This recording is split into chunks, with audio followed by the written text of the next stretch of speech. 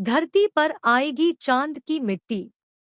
बेहद रोमांचक है इसरो का अगला मिशन, पूरा प्लान जानिए। चंद्रयान-3 की सफलता के बाद इसरो उत्साहित है। उसने अपने अगले चंद्र मिशन की तैयारी शुरू कर दी है। इसके तहत वह चांद से मिट्टी के नमूनों को धरती पर लाने की कोशिश करेगा।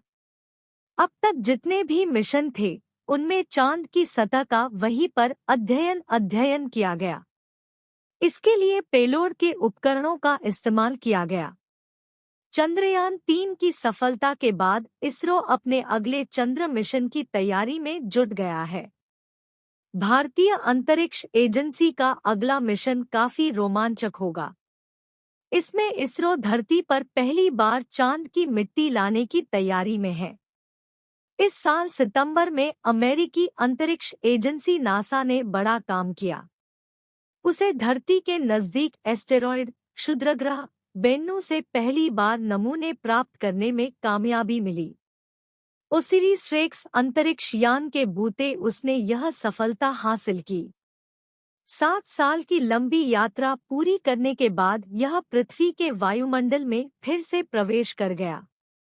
कुछ इसी तर्ज पर भारतीय अंतरिक्ष अनुसंधान संगठन इसरो अब अपने महत्वाकांक्षी मिशन की योजना बना रहा है।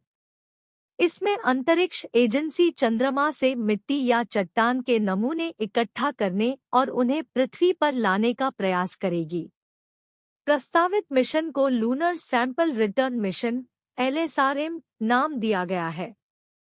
अब तक सभी चंद्रयान मिशनों ने पेलोड पर लगे उपकरण का इस्तेमाल करके चांद की सतह, मिट्टी और नमूनों का वहीं पर अध्ययन किया है।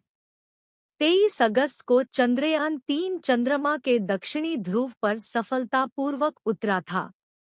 इसके बाद इसरो ने चांद पर भविष्य के मिशनों की रूपरेखा तैयार करनी शुरू की। जिस स्थान पर विक्रम चंद्रमा के दक्षिणी ध्रुव पर उतरा था, उसे बाद में शिव शक्ति बिंदु नाम दिया गया था। इसरो के बड़े अधिकारी ने दी जानकारी। इसरो के स्पेस एप्लीकेशन सेंटर (SAC) के निदेशक नीलेश देसाई ने शुक्रवार को बताया कि भारतीय एजेंसी अब एक बड़े मिशन की योजना बना रही है। इस मिशन के तहत शिव शक्ति बिंदु से चट्टान या मिट्टी के नमूने वापस लाने की कोशिश की जाएगी। उन्होंने उम्मीद जताई कि अगले 5 से 7 वर्षों में वो इस चुनौती से निपटने में सफल होंगे। मुख्य रूप से मिशन में 4 मॉड्यूल शामिल हैं: transfer module, lander module, ascender module और रीएंट्री मॉड्यूल। यही कारण है कि प्रस्तावित मिशन में 2 अलग-अलग लॉन्च व्हीकल होंगे। यह इसरो के अब तक के सभी चंद्र मिशनों से अलग है।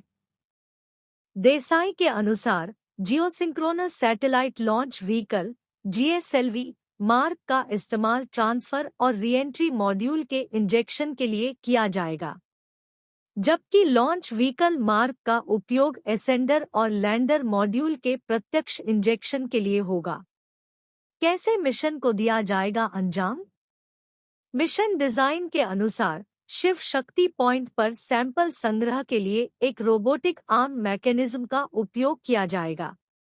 नमूनों को पहले एसेंडर मॉड्यूल पर ट्रांसफर या लोड किया जाएगा। एसेंडर मॉड्यूल चंद्र सतह से उठने के बाद यह ट्रांसफर मॉड्यूल पर डॉक हो जाएगा। यहाँ एक अन्य रोबोटिक आर्म नमूनों को एसेंडर मॉड्यूल से रीएंट्री मॉड्यूल में ट्रांसफर कर देगी। अंत में ट्रांसफर और रीएंट्री मॉड्यूल के वापस लौटने और पृथ्वी पर उतरने की उम्मीद है।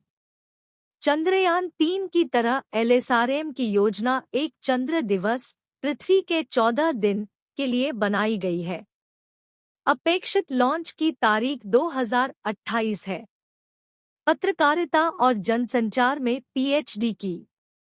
टाइम्स इंटरनेट में रहते हुए navbharattimes.com से पहले economictimes.com में सेवाएं दी। पत्रकारिता में 15 साल से ज्यादा का अनुभव।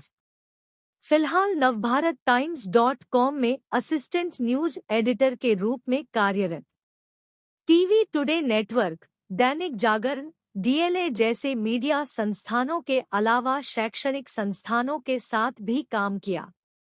इनमें Shimla University AGU, Tech One School of Mass Communication, Makhanlal Chaturvedi Rashtriya Patrakarita विश्वविद्यालय, नोएडा शामिल है।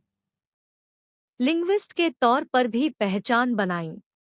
Marvel Comics group, Saumya Translators, Brahmam Net Solution, Centre for Civil Society और लिंगुअल कंसल्टेंसी सर्विसेज समेत कई अन्य भाषा समाधान प्रदान करने वाले संगठनों के साथ फ्रीलांस काम किया।